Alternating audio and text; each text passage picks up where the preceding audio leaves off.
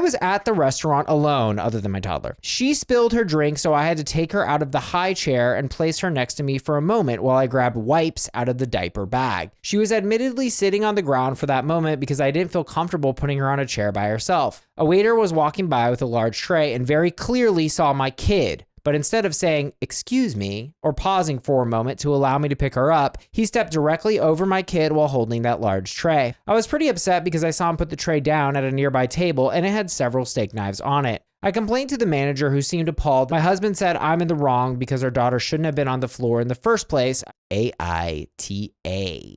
Bold move to step over the kid? Definitely. And not just the steak knives, but like a whole tray of food as well. I do think the dad has a point of like, you got to put the kid somewhere, figure somewhere out that's not the floor. That's probably not a good idea. You're sort of setting the golf ball up on the tee in that situation. True. Nobody was injured. Nothing bad happened. You got afraid for a second.